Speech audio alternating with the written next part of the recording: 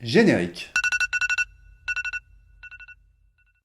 Bonjour à tous et bienvenue dans La Flemme, on est aujourd'hui le 21 novembre et c'est la Saint de personne. Oh, y a pas de saint? Non. Oh ouais. J'ai vu sur le calendrier, c'est la présentation de Marie. J'ai pas regardé à quoi ça correspondait. Ah, avant toute chose, bonjour à vous les amis. Ah oui.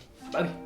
Allez, on va me dire tu dis pas bonjour. Aujourd'hui c'est l'anniversaire de Kayron. Regardez la chaîne YouTube de Kayron, c'est vraiment très drôle, il fait que de l'impro. Il a pas de spectacle écrit, il arrive, il propose soit un spectacle déjà préétabli, soit il pose des questions au public et ça donne des moments vraiment uniques, c'est vraiment très cool. Je vous mets sa chaîne juste ici. Allez Kayron, c'est cadeau. C'est quoi ton sujet aujourd'hui? Du coup, je vais vous parler du fait de manger épicé. Est-ce que c'est bon ou pas? J'ai une question. Oui, parce que hier j'ai parlé de faire pipi.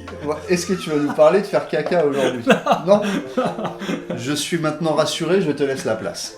Car oui, j'avais le choix pour mon sujet aujourd'hui. Je me suis dit hier j'ai traité le pipi. Mais aujourd'hui on va savoir si est-ce que manger épicé c'est bon pour ta santé ou pas. Je vais rentrer directement dans le vif du sujet et te dire que manger épicé a un bénéfice sur la santé.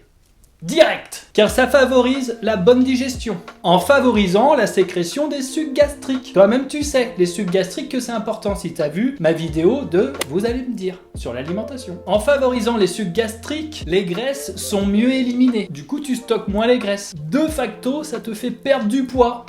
Oh, tu manges un McDo, dedans tu mets de la harissa, c'est comme si tu avais mangé de la salade. Mais par quel moyen? C'est simple. Comme je viens de te dire, la sécrétion des sucs gastriques. Et également la sécrétion de salive. Car quand ta bouche elle est en feu à cause du piment, ta langue elle fabrique plus de salive et du coup tu déglutis mieux. Voilà pour la digestion. Mais attention mon petit pote.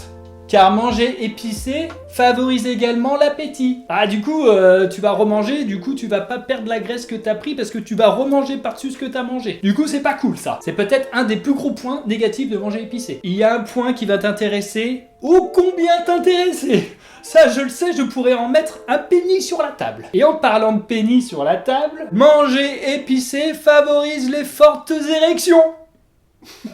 Par quel moyen? C'est simple. Manger épicé favorise la dilatation des vaisseaux sanguins, aussi appelée avec un nom plus clinique, la vasodilatation. Ce qui peut avoir pour effet, de lors de tes rapports intimes, faire grossir ton engin x15. Non, peut-être pas, j'ai pas de statistiques, mais bon, c'est toujours bon à prendre. Je te mets en garde, car si tu veux garder une bonne santé au niveau de ton anus, non, n'abuse pas trop quand même, car ça favoriserait quand même l'apparition d'hémorroïdes, cette petite boule que tu as dans le fiac. Et ça c'est vraiment pas cool mon pote. Maintenant je vais laisser place à mon ami Frédéric. Est-ce que tu as une suggestion musicale aujourd'hui? Oui, aujourd'hui je vais vous proposer une musique qui fait partie de mon univers musical. Alors un petit peu clivante, tu aimes ou tu aimes pas, mais je m'en fous. Ça sera PNL, le morceau Tempête. Beaucoup de gens qui aiment, hein. J'espère. Pourquoi j'aime bien ce morceau? C'est l'univers PNL. Alors ok c'est du rap, ok il y a des gros mots, ok machin, mais écoute ça avec un casque, mon pote, normalement tu seras pas déçu. Aujourd'hui c'est l'anniversaire de la mort de René Vignal. Ah! Tu sais pas qui c'est hein? Non. René Vignal c'est l'ancien gardien de l'équipe de France de football. En quelle année? 1955. Ah oui. Mais qui a arrêté sa carrière et qui est devenu un gangster de ouf, il a fait de la prison et tout. Ah ouais? Ouais, je te jure. Je te laisse la place Frédéric.